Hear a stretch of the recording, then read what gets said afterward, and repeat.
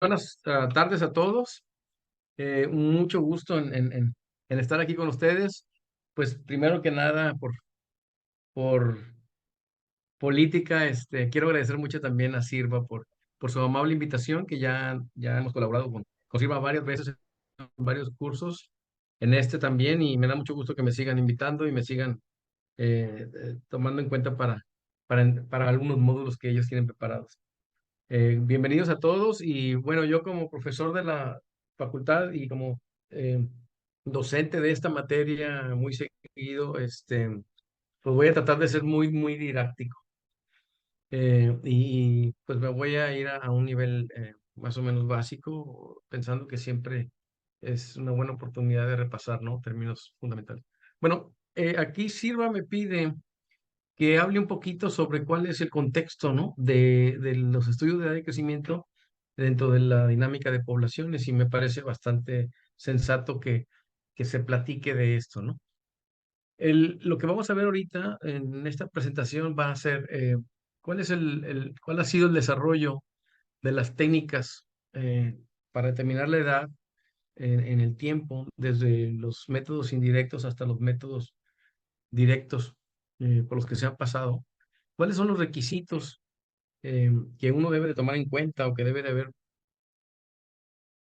básicos para poder considerar un estudio de crecimiento más o menos formal, completo y sobre todo que resista pues la crítica y como ustedes como investigadores, todos, algunos estudiantes, investigadores jóvenes, otros ya investigadores, acción de pares es un requisito, ¿no? Dentro de la ciencia. Siempre los colegas deben de avalar y validar lo que uno está haciendo y además uno debe de convencerlos, ¿no? La necesidad de verificar y validar nuestras observaciones, no nada más decir que estamos viendo, sino hay que cuantificar de alguna manera y darle robustez estadística a lo que estamos encontrando. Les voy a platicar un poquito de lo que tiene que ver con los estudios de crecimiento. Después vamos a hablar sobre la modelación del crecimiento y propiamente la estimación de parámetros.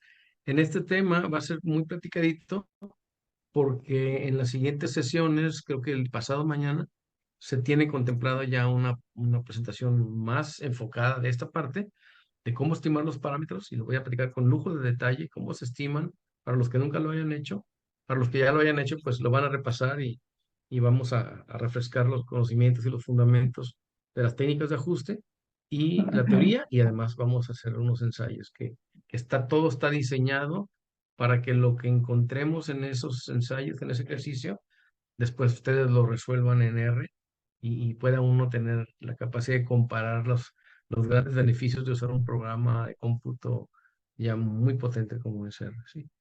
Y después vamos a hablar sobre la importancia de los estudios de crecimiento en la dinámica de poblaciones para que todo el mundo estemos en contexto. Por supuesto, esto está pensado pues en gente como ustedes que estudia peces o algunos organismos acuáticos que de una u de otra manera tienen que conocer cuál es el crecimiento individual, ¿no? Ya sea para alcanzar las estimaciones de los parámetros poblacionales que ustedes quieran, pero van a ver ahorita lo importante que es el conocimiento de los estudios de crecimiento. Entonces, pues todo comienza o comenzó así. eh, no sé si ven bien ahí. Los primeros investigadores pesqueros, los científicos pesqueros, lo que primero contaban eran las estructuras de tallas. Es lo primero que uno hace como biólogo. Cuando estamos en las pesquerías y todo esto, biólogos marinos, biólogos pesqueros, es tratar de ir al campo y medir, ¿no? Los organismos que estamos estudiando. Es lo más fácil de conseguir, etcétera. Entonces, en aquellas épocas, el investigador pesquero trataba de discernir o de entender qué es lo que estaba viendo. Y por lo general encontraban estructuras de tallas que tenían varias modas y lo primero que se dedujo es que esas modas representaban grupos de edad y eso se creyó y se tomó como válido. Y entonces muchos de los estudios se basaban precisamente en estimar cuántos grupos de edad eran capaces de identificar dentro de una estructura de tallas como este que se ve aquí. suponiendo que tienen una distribucióncita cada una de ellas, y empezar a sacar conclusiones, ¿no? Sin embargo, esto generó algún tipo de problemas porque había un sesgo en la interpretación, pues un sesgo natural, ¿no? Es como empezó todo, ¿no? Por ejemplo, esta gráfica que ven ahorita es lo que se conoce como las gráficas de progresión modal de Peterson, donde básicamente en los meses se muestreaba sistemáticamente de la misma manera, en el mismo lugar, y se trataba de darle seguimiento, que le llaman de progresión modal, porque lo que están viendo es cómo va aumentando la moda en el tiempo, van siguiendo una moda, y entonces van básicamente dibujando cómo va creciendo. En algunas de las estructuras de tallas o histogramas de frecuencias de tallas, de pronto encontraban otro pico, y entonces con una analogía con la anterior, pues ellos retrocalculaban hacia atrás y luego retrocalculaban un poco más. Entonces, básicamente trataban de obtener una fotografía del crecimiento de la especie, ¿no? Pero todo esto representó muchos problemas, porque si se dan, la voy a revisar una, si se dan cuenta, en la parte de la derecha de los histogramas es muy difícil discernir cuántos grupos de edad puede haber, ¿sí? Es muy fácil cuando tiene uno prolongado, y luego otro, y luego otro, y luego otro, pero eventualmente ya los grupos de edad, como suele suceder, pues están amontonados uno a un lado del otro y es muy difícil discernir. Esos problemas, pues no fueron fáciles de resolver hasta que no se avanzó un poquito más y entonces se desarrollaron los métodos directos, ¿no? Los métodos directos, pues son aquellos determinaciones de edad que están basadas en examinar las estructuras duras de los organismos, ¿no? Depende de la especie o del grupo de especies, pues es el tipo de estructura que se utiliza, ¿no? Y no es otra cosa más que examinar las marcas temporales que se encuentran en las estructuras. Algunas estructuras para algunas especies son muy útiles, las escamas, para otros, como los tiburones, son más útiles porque no tienen escamas, tienen vértebras que son estructuras calcificadas, pero que no son de calcio propiamente, son estructuras de cartílago, pero tienen información sobre las marcas corporales. Algunas otras especies utilizan los otolitos, que más adelante se les va a platicar eh, de qué se trata esta estructura, en donde también tiene marcas temporales, etcétera. Otros bivalvos o univalvos también, pues utilizan sus conchas, ¿no? Para poder identificar y cuantificar las marcas temporales. Otras especies como tiburones, mantarrayas y quizás los picudos, pez vela, marlins, todo esto, tienen espinas, las cuales igual, bajo ciertos tratamientos sistemáticos de laboratorio, en donde hay que descalcificar la espina para poder ablandarla, luego hacerle un corte y dándole un tratamiento como si fuera un tejido. Entonces puede uno, en vez de cortarlo con una sierra, pues lo corta uno con un microtomo y entonces le das un tratamiento como tejido, lo ves en el microscopio, etcétera. Entonces puede uno ir obteniendo la información que uno anda buscando. Eh, bueno, todo este avance en los estudios de investigación generaron mucha confusión con el paso del tiempo y la terminología se fue haciendo confusa. Algunas gente le llamaban banda, algunas le llamaban anillo, otros le llamaban el incremento, otros le llamaban marca, etcétera, ¿no? Entonces, la gente que sabe y estudiosos de esto, como el profesor Gregor Caillet de Moss Landing Marine Laboratories en California, que fue mi profesor del doctorado, él toda su vida estudió el crecimiento de peces de profundidad y tiburones y otros contextos, etcétera. Pues él y su grupo de trabajo, se puede decir que hicieron como una especie de moción, ¿no? De ponerle orden a las cosas.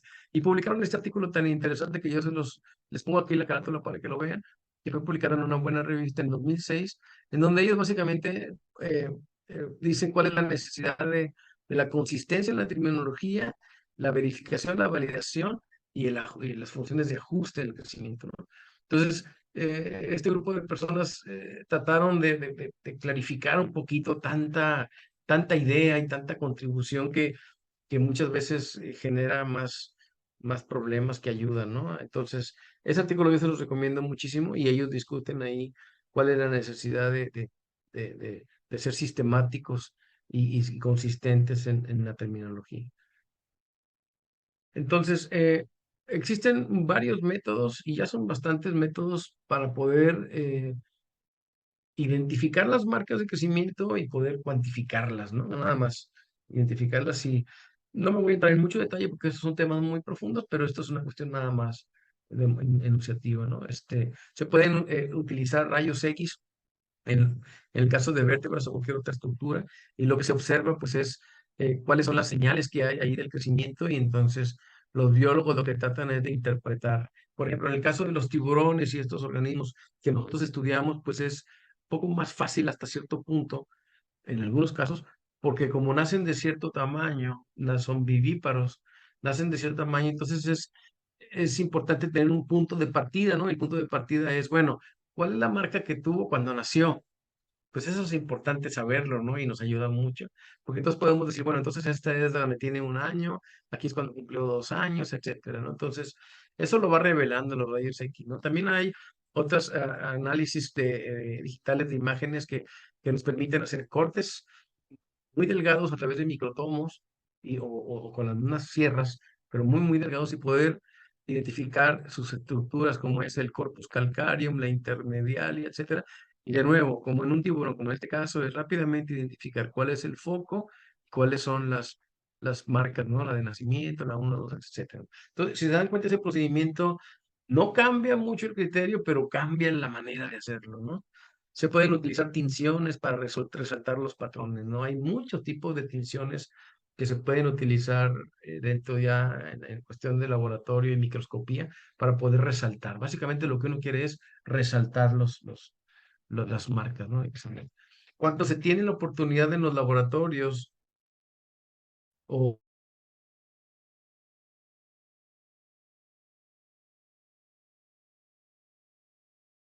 o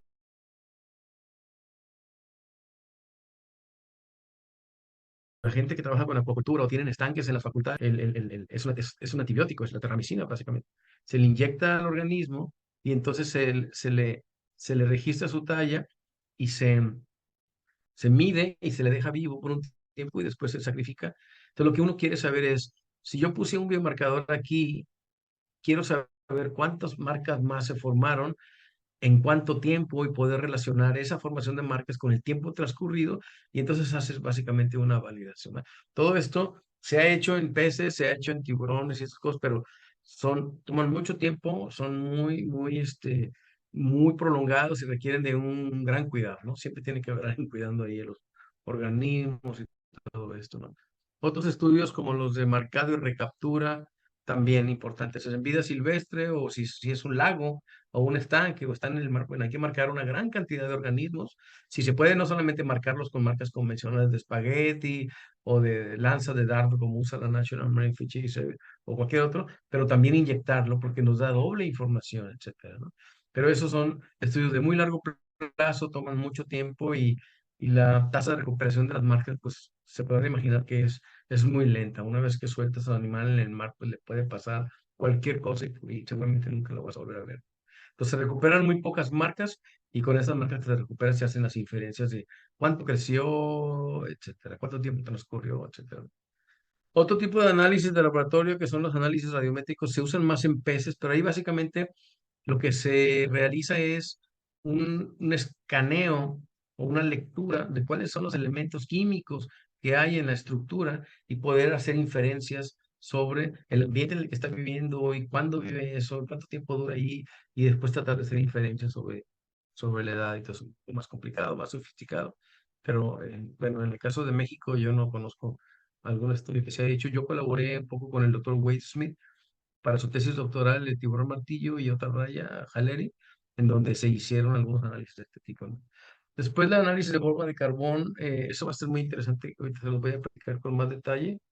Estos análisis básicamente lo que tratan eh, es muy parecido a lo que se hace con los biomarcadores, pero básicamente lo que se hace es cuando en los años 60, como pueden ver aquí en la gráfica de arriba, no sé si alcanzan a ver ahí la manita, en la gráfica de los 60, en la esquina superior derecha, ve cómo hay, son el carbono, los isótopos de carbono vertidos en la atmósfera por las pruebas nucleares que hubo en el mundo. Esos isótopos de carbono se distribuyeron en toda la atmósfera de la Tierra. Y entonces los organismos que nacimos, me incluyo, antes de 1966 o en el 66, pues traemos esa marca adentro. Todos los animales se absorbieron esta parte. Entonces, los científicos lo que hicieron fue tratar de buscar esos isótopos radioactivos y entonces tratar de encontrarlos también en los organismos. Y se dieron cuenta de que los animales que viven muchos años, como los meros y otros animales de fondo de roca, los tiburones, todo esto, pues tenían esa marca isotópica. Entonces, como saben muy bien cuándo se fue la liberación por las bombas nucleares, entonces pueden contar cuántos años transcurrieron y cómo fue diluyéndose los isótopos radiactivos en el ambiente y cuándo tienen esa presencia en las marcas, en las estructuras, y entonces pudieron verificar cuántos años transcurrieron y entonces pudieron validar qué representan las marcas, porque las marcas de crecimiento sí las vemos, pero no sabemos qué representan temporalmente. Acá arriba en la gráfica izquierda de azul pueden ver cómo se observa cuando inyectas un organismo con oxitetraciclina y después lo metes en el microscopio con luz ultravioleta y entonces la oxitetraciclina fluoresce y puede uno rápidamente identificar cuántas marcas más se formaron después de que fue inyectado. Bueno, consideraciones adicionales para los métodos de estudio de crecimiento, el tamaño de la muestra, muy importante. Siempre tenemos que estar conscientes como biólogos de que hay que ir a muestrear y tener la representatividad de todo el tiempo, ¿sí? No ir y tener 1000 muestras en una salida de campo y luego no volver a ir 4 meses. No, no, no. Es mejor tener menos muestras en una ida, pero ir teniendo sistemáticamente en los tiempos. Entonces, hay que tener mucho cuidado en la representatividad de la muestra, o sea, el número de animales muestreados, pero también en la representatividad. Tienen que tener mucho cuidado en que estén representados los chicos, medianos y grandes, ¿sí?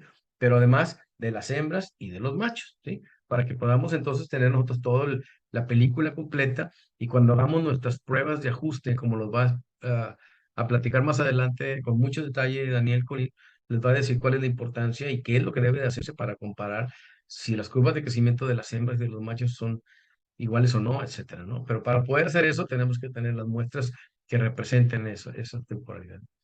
Eh, Todas las temporadas del año, ambos sexos incluidos, considerar diferentes regiones, como platicaba ahorita Oscar. ¿A qué le llamamos un factor? Pues a todo lo que quieras agregarle, que quieras probar.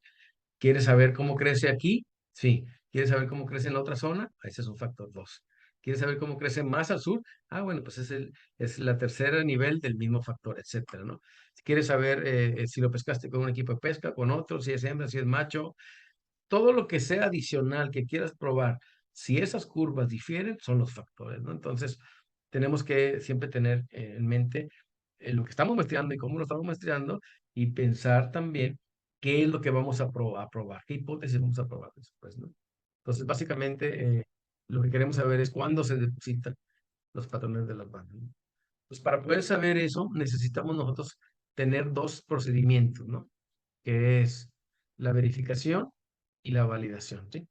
Es importante, todos los protocolos que se van a ver, los van a revisar con Daniel, es importante nosotros saber qué estamos viendo y compararlo entre nosotros mismos, ¿no? Es decir, lo que estamos interpretar y la precisión de las bandas de crecimiento es comparar las estimaciones que nos pueden permitir poder comparar entre varias estructuras. Por ejemplo, si ustedes tienen un organismo, un tiburón, un dorado, por ejemplo, ustedes pueden tomar vértebras, pueden tomar escamas y pueden tomar otolitos del mismo organismo.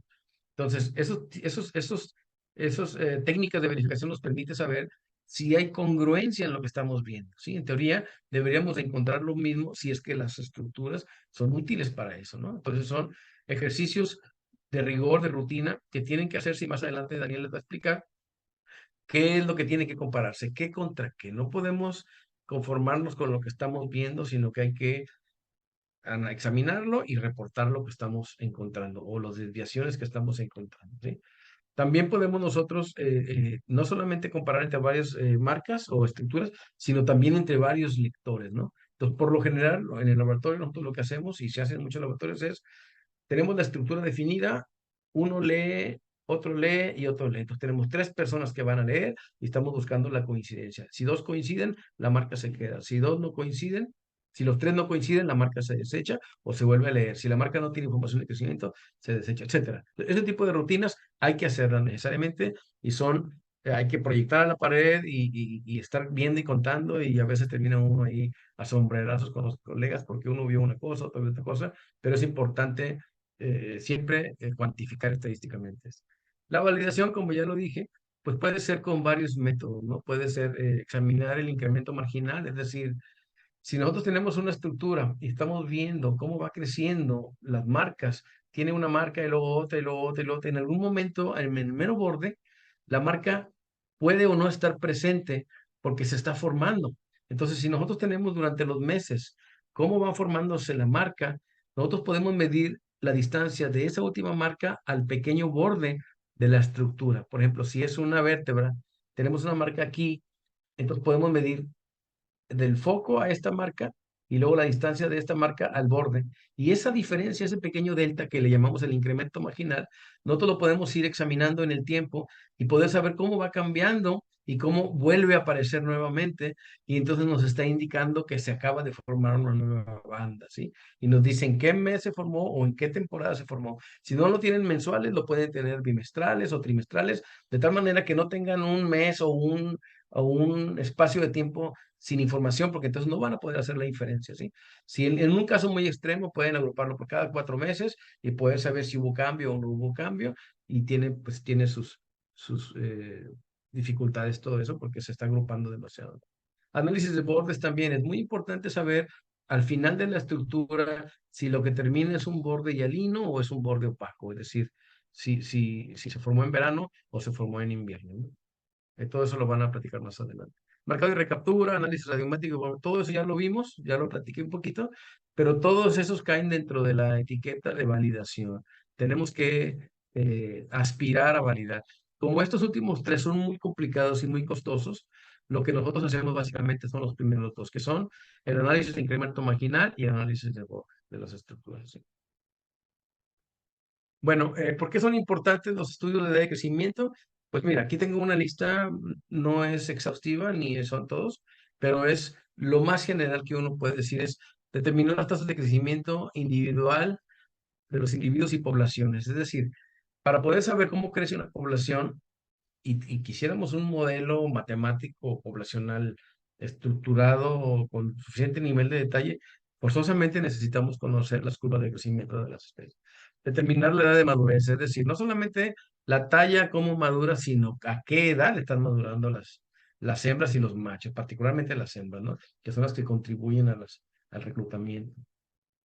Los eventos reproductivos también nos puede ayudar a saber, cuando hace unos retrocálculos hacia atrás, puede saber cuándo se reprodujo esa hembra y entonces poder tener sobre la dinámica de la población.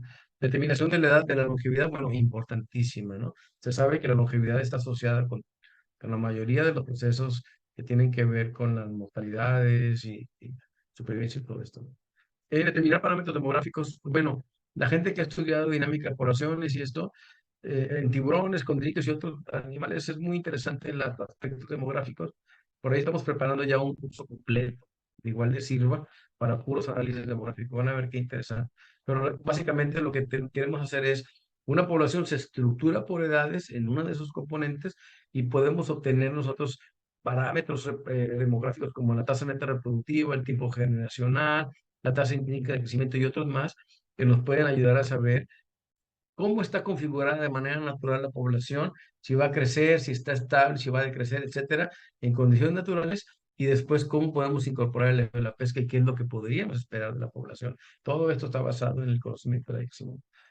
Otros estudios pueden ser, otras utilidades pueden ser determinar puntos de referencia, ¿no? El rendimiento máximo sostenido, rendimiento óptimo sostenido, rendimiento por recluta o estos nuevos métodos sintéticos que desarrolló el doctor David Howe y Susan Smith, en donde nos pueden decir cuál es la tasa intrínseca de retorno de una población. Es decir, cuánto tiempo o a qué velocidad una población que ha sido mermada se puede recuperar hasta alcanzar su nivel de rendimiento máximo sostenible. Muy interesante ese tipo de trabajos y están basados también en los coeficientes de crecimiento.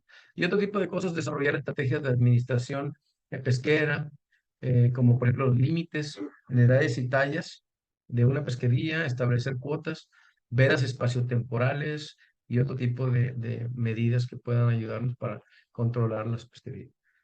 Si se dan cuenta, los parámetros demográficos, casi todo está en la dinámica, porque casi todo está o debería estar basado en la estructura de edades, porque es muy útil para nosotros. Por ejemplo, en la columna de la izquierda ven unas grafiquitas y en la derecha ven dos, ¿no? Las columnas de la izquierda pueden ver representados de manera esquemática cómo es el crecimiento individual de un organismo, ¿no? Conforme, todo está en función de la edad, ¿se dan cuenta? Pero fíjense, aquí nos está diciendo cómo van creciendo en talla, cómo van ganando talla conforme se hacen viejos, pero la del medio nos va diciendo cómo van engordando conforme se hacen viejos, y en la de mero abajo nos dice cómo van madurando conforme se hacen viejos. Esto es una parte fundamental de la dinámica de población. Y con esto podemos nosotros aspirar a tener información de las gráficas de la derecha, que son la supervivencia, es decir, cómo van disminuyendo el número de organismos en la población conforme van envejeciendo y cuál es la biomasa que puede producir la población conforme va envejeciendo. Todo esto ya es la parte medular de la dinámica de poblaciones.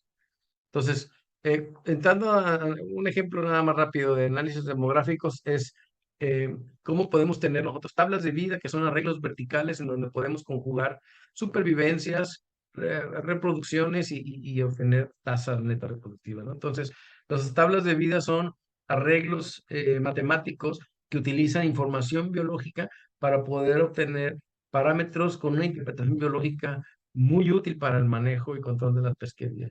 También podemos utilizar en análisis demográficos matrices de Leslie, que son una derivación o una alternativa de las tablas de vida, pero que usan álgebra matricial como fundamento, pero se ha demostrado que pueden llegar a los mismos resultados haciendo ciertos arreglos y supuestos que tienen que ver con la álgebra matricial. Y también de la álgebra matricial podemos derivar lo que son las matrices de Lefkovich, que es algo más sofisticado, matemáticamente más intenso, pero también se ha demostrado que se puede llegar a los mismos resultados que la tabla de vida y que las matrices de Leslie, pero la matemática es un poco más compleja, ¿no? Aquí la diferencia de las matrices de Lefkovich es que cuando no conocemos la edad, lo que se hace es que se analiza la población en términos de fases de madurez. ¿Cuáles son sus estadios de madurez? Y con eso se elabora la demografía. Muy interesante. Bueno, me voy un poco más rápido. Con esto, ustedes pueden, básicamente, en dinámica de poblaciones y en aspectos demográficos es una combinación de tasas de supervivencia y tasas reproductivas que nos puedan arrojar dos vectores muy importantes que son el valor reproductivo de una población y la distribución estable por edades de una población. El valor reproductivo es muy importante porque nos va a decir, estructurado por edades, cuál es la contribución de cada grupo de edad al crecimiento de la población. Eso es muy interesante, muy importante. Y la distribución estable nos dice cómo está estructurada nuestra población realmente, cómo debería estar estructurada en condiciones naturales. Finalmente, con esto podemos realizar un análisis de perturbación en donde podemos llegar a conocer cuál es la contribución de los elementos de la población, como la fecundidad, como la supervivencia de juveniles o la supervivencia de adultos, cuál es la contribución de esos elementos al crecimiento de la población. Y eso tiene una gran relevancia, no solamente desde el punto de vista poblacional, cómo está configurada, pero también a los que trabajan con biología de conservación, de la conservación, o los que hacen manejo de poblaciones, poder saber hacia dónde deben de orientar tanto los esfuerzos de investigación como los esfuerzos de conservación de las especies. Podemos también estructurar, ya por último, estructurar modelos por edades muy sencillos, como el modelo predictivo de Thomson y Bell, de Jones, etcétera, que nos permitan tener todo un panel de control estructurado por edades y podamos saber nosotros cómo se comporta la dinámica de poblaciones y al final de cuentas en esta última gráfica poder saber qué es lo que esperaríamos nosotros de algunos parámetros como son la captura o la biomasa del stock o el valor de la captura para poder nosotros hacer recomendaciones de manejo, ¿sí? Este es uno de los modelos pesqueros más antiguos que hay, que tiene algunas dificultades porque ignora mucho de la biología, sino que está desarrollado más para aumentar rendimientos pesqueros, ¿sí? Provocó colapsos en algunas pesqueras. Y por último, algunos modelos más complejos que son modelos estructurados por edades que nos permiten no solamente ver las variaciones en la edad, sino también ver las variaciones en el tiempo calendario. Entonces podemos tener una superficie de respuesta de qué es lo que esperaríamos de una población en términos del número de muertes, de la mortalidad total, del stock, la biomasa del stock, la captura en número, en peso, etcétera. Pero al final de cuentas, poder saber lo que todos queremos saber, cuál es el estado del stock. Entonces nosotros podemos al final de cuentas dibujar cuál es la captura que ha habido de esa especie. Con base en un modelo estructurado dinámico, estructurado por áreas como este, podemos saber cómo ha ido disminuyendo el stock por esa captura. Pero si se dan cuenta, la parte de crecimiento es fundamental en este tipo de modelos. Estos gráficos son ejemplos de un modelo poblacional que elaboré para la jaiba del Océano Pacífico del Golfo de California hace muchos años, pero me gusta ponerlo como ejemplo. Bueno, con eso yo creo que es todo. Le paro ahí y me gustaría mucho saber si hay algunas preguntas o algo. Oscar. Muchas gracias, doctor Márquez. Pues bueno, en este momento podemos abrir el espacio para si alguien tiene alguna pregunta o algún comentario, que aprovechemos el tiempo del doctor Márquez.